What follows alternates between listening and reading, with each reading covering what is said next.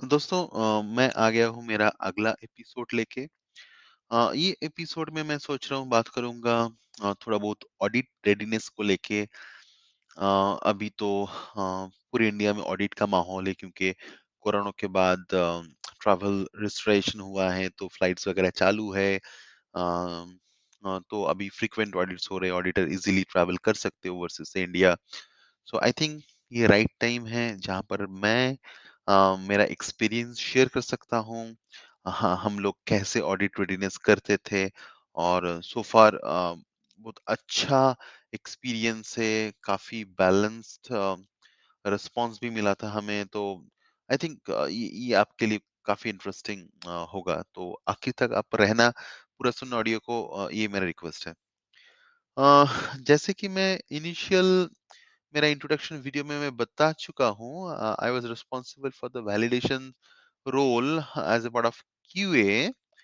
तो जब ऑडिट की बात आता है तो दिमाग में आना चाहिए what are the document I should keep ready for the audit, right? Validation के हिसाब से।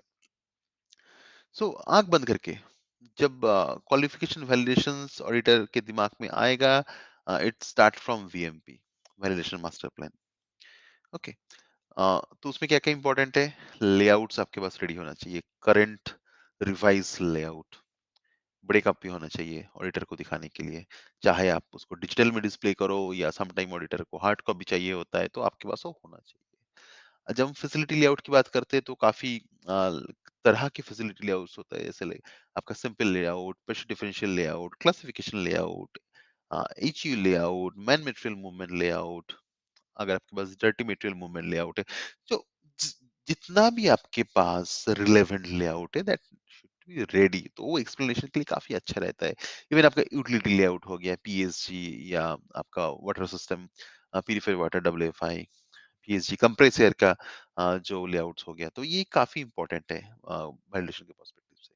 देन आपके पास क्वालिफिकेशन प्लानर अपडेट रहना चाहिए, जो आपका शेड्यूल है, may be half yearly, may be yearly, may be 2 yearly, जो भी आपने रिस्क असेसमेंट किया है, बेस्ड ऑन दैट जो भी आपने अम, उसका जो फ्रीक्वेंसी ऑफ रिक्वालिफिकेशन को एस्टैब्लिश किया है, तो प्लानर आपके पास होना चाहिए विद अपडेटेड, मतलब करंट डेट में क्या स्टेटस है। कुछ डिले है, कुछ आपका मिस हुआ है, अगर मिस हुआ है दैट शुड अपडेटेड विद, आपके पास कुछ चेंज कंट्रोल है, क्या इम्पैक्ट है, आपने कुछ रिस्क असेसमेंट किया है। तो ये सब चीज़, ये काफ़ी वैलिड चीज़ें हैं, होता है, मतलब कभी-कभी स्किप हो जाता है रिक्वालिफिकेशन शेड्यूल, कभी-कभी हम लोग लेट कर देते हैं, तो that should be justified somewhere, it must be written. ऐसा ना हो आप निकालने के बाद ढूँढना चालू करें, ये फिलिंग मशीन का क्वालिफिकेशन क्यों डिले हुआ है, उसका रीज़न क्या है? तो ऐसा होना नहीं चाहिए। Your planner should be updated with all details. दिन जैसे हो गया, मैंने प्रोसेस वैलिडेशन के ऊपर काम नहीं किया डायरेक्टली, फिर भी अगर जब वैलिडेशन आप बोलते हैं तो प्रोसेस वैलिडेशन कुछ प्लान है तो वो भी रेडी होना चाहिए। क्लीनिंग वैलिडेशंस में थोड़ा बहुत रिस्पॉन्सिबल था, तो cleaning validation plan with matrix, कौन कौन सा प्रोडक्ट है, उसके साथ जो आपका मैको मैको का इंडेक्स है, protocol and report which represent the worst case product, वो भी ऑडिटर मांगते रहते हैं। ये काफी इंपॉर्टेंट चीज है। ये हो गया सेट ऑफ लाइक वैलिडेशंस के डॉक्यूमेंट। अभी अगर हम लोग वन स्टेप अहेड जाते हैं तो क्वालिफिकेशन के एसओपी, आपके पास कुछ एसओपी भी होगा जहां पर इंस्ट्रक्शन होगा कैसे क्वालिफाई करना चाहिए, कैसे रिक्वालिफिकेशन करना चाहिए, क्या फ्रीक्वेंसी होना चाहिए। कहीं पर आपने तो डिफाइन किया होगा, तो वो एसओपी आपके पास हैंडी होना चाहिए। अम, अभी जब हम लोग इंजेक्टेबल्स की बात करते हैं तो क्रिटिकल इक्विपमेंट जैसे स्टेरिलाइजर्स वगैरह होंगे, डिपराइजेशन टनल हो गया या लायोफिलाइजर हो गया, ये सारे क्रिटिकल इक्विपमेंट जो प्रोडक्ट कांटेक्ट है या डायरेक्ट प्रोडक्ट क्रिटिकलिटी को कंट्रोल करते हैं, तो उसका आपका initial qualification and written validation का ट्रैकिंग होना चाहिए आपके पास, और वो तुरंत निकल जाना चाहिए। कभी भी ऑडिटर मांगता है तो ये काफी इंपॉर्टेंट चीज है। तो हाँ, इनिशियल जो क्वालिफिकेशन है, मतलब आप पैकेज को कैसे, क्या ऑर्डर होना चाहिए जब आप, जब मैं बोलता हूँ ऑटोक्लेव क्वालिफिकेशंस, या जब मैं बोलता हूँ लाइफ लेजर क्वालिफिकेशंस, राइट? तो आपके पास होना चाहिए सीक्वेंस के हिसाब से। जैसे आपके पास यूआरएस हो गया, ऑडिटर मांग सकता है आपका यूजर रिक्वायर्ड स्पेसिफिकेशन क्या था। आपका डीक्यू या एफडीएस हो गया, डिजाइन क्वालिफिकेशन डॉक्यूमेंट या फंक्शनल डिजाइन स्पेसिफिकेशन डॉक्यूमेंट। उसके साथ आजकल लाइक 21 सीएफआर के डॉक्यूमेंट्स भी रहते हैं। मतलब जो भी आपका like password control, audit trial, जो भी आपने क्वालिफाई किया है तो उसका डॉक्यूमेंट, ओक्यू जो आपने परफॉर्म किया है, रिक्स में अगर कुछ आपने एफएमईए वगैरह बनाया है और उसका पीक्यू, तो ये इनिशियल आपके यूआरएस से लेके डिजाइन रिक्वायरमेंट से लेके चालू करके ओक्यू एंड पीक्यू तक का डॉक्यूमेंट हैंडी अरेंज होना चाहिए। चाहे आप उसको डॉक्यूमेंट शेल्फ रखो, बट आपको इंश्योर करना है सारा एक साथ है। उसके साथ रिसेंट क्वालिफिकेशन डॉक्यूमेंट, वो आपको रिव्यू करके रखना है, ठीक है ना? एंड उसके साथ ऑपरेटिंग प्रोसीड्यूर की इंपॉर्टेंट है। आपका जो रिसेंट क्वालिफिकेशन है और एस्टेब्लिश जो पैरामीटर्स आपने जो पीक्यू में किया है, वो एसओपी में अपडेटेड है ये नहीं है, तो ये भी काफी इंपॉर्टेंट है। जब मैं ऑपरेशन बोलता हूँ, अगर आपके पास अगर हैंडी कैलिब्रेशन एसओपी भी है तो वो भी राइट है, बिकॉज कैलिब्रेशन इंजीनियरिंग को रिप्रेजेंट करता है, तो आपको प्रोडक्शन के एसओपी के साथ नहीं मिलेगा, तो वो भी एक इंपॉर्टेंट चीज है कैलिब्रेशन एसओपी। ये तो हो गया set of document you need to ready for the audit, जो आपके पास हैंडी होना चाहिए, that is as a part of audit readiness. Now इसको आपको रिप्रेजेंट करना है ऑडिटर के सामने। तो रिप्रेजेंटेशन के लिए टीम वर्क बहुत जरूरी है। कौन रिप्रेजेंट करेगा? एक बंदा रिप्रेजेंट नहीं कर सकते, तो आपको ऐसे में फाइंड आउट करना पड़ेगा हर एक चीज का। आप सब कुछ, जैसे मैं हो गया, मैं क्यूए था, तो मैं एग्जीक्यूशन नहीं करता, अपने पास एग्जीक्यूशन के लिए टीम था। तो एग्जीक्यूशन टीम में हमें आइडेंटिफाई करना है कौन कौन से इक्विपमेंट के लिए एक्सपर्ट है, कोई यूटिलिटी देखता है तो he will be responsible for HU, BMS, EMS qualification discussion, कोई है तो क्रिटिकल इक्विपमेंट एक्सपर्ट है तो filling machine, sealing machine, washing machine, tunnel, sterilizer, lyophilizer, इसको एक्सप्लेन करेगा। कोई होगा utility expert, so water system, उसका फेज वन, फेज टू, कब चेंजेस हुआ है, कब मॉडिफाई हुआ है, कौन सा चेंज कंट्रोल है, तो ये सब का ग्रिप रखेगा वो।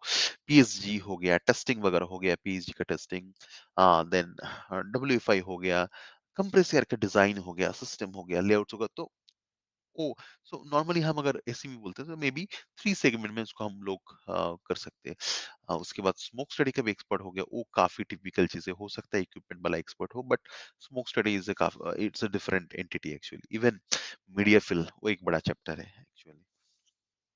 सो आपका मीडिया फिल का शेड्यूल्स, मीडिया फिल क्वालिफिकेशंस, उसके बाद ऑपरेटर इन्वॉल्वमेंट, वो एक पैकेज हो जाता है मीडिया फिल का। तो ये मैं बोलूंगा broadly equipment, facility, utility, media fill, ये एक पैकेज हो गया। इसके बाद अगेन क्लीनिंग वैलिडेशन का एक पैकेज हो गया। देन प्रोसेस क्वालिफिकेशन अलग सेगमेंट है, मैं मेरा एक्सपर्टीज प्रोसेस क्वालिफिकेशन में उतना ज्यादा नहीं है, तो मैं क्लीनिंग वैलिडेशन तक इसको कवर करता हूँ। And you just keep it handy, CSV qualification as well.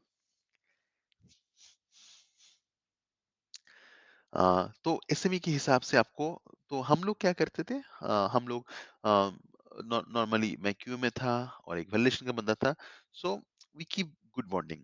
जब हम ऑडिटर के सामने बैठे हुए हैं and he is looking for like, आपको उनको क्वालिफिकेशन में भी रिसेंट क्वालिफिकेशन आपको एक्सप्लेन करना है, तो ऑडिटर का जो क्वेश्चंस रहता है काफी रैंडम रहते हैं। मतलब ऑडिटर अपने हिसाब से नहीं जाते, जैसे हम लोग बोलेंगे sir like this is objective, this is scope, this is acceptance, auditor will directly jump, can you show me the calibration of this, can you show me um, the heat penetration data of this? So एक तो चीज़ें उसके auditor के पास time कम रहता है, उसको देखना बहुत कुछ रहता है, तो काफ़ी रहता है, मतलब हैफज़र्डली चीज़ें पूछता रहता है।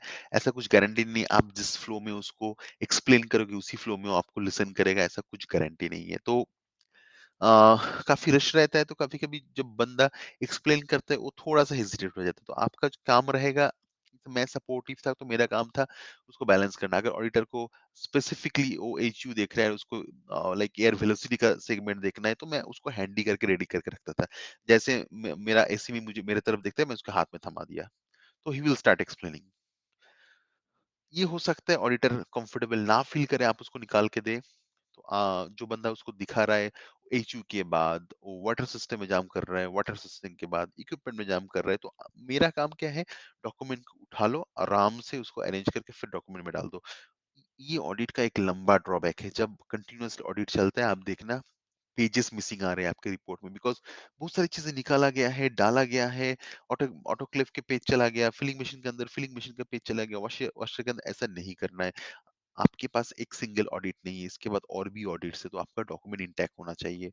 तो हम लोग जैसे क्रिकेट में बोलते हैं ना, साझेदारी की ज़रूरत है। चाहे सामने वाला बंदा छक्का मार रहा है, आपका जो एसीमी काफ़ी अच्छा है, बट अ, आपको गलत नहीं सोचना चाहिए। आप 1-2 रन लेके क्रीज़ में टिके हुए हो, लेकिन आपका भी वैल्यू है। आप हो इसलिए रन हो रहा है। तो अगर मैं एज़ ए क्यूए चीज़ों को एक्सप्लेन नहीं कर रहा हूँ, बट मैं सपोर्ट कर रहा हूँ चीज़ों में, ठीक है ना?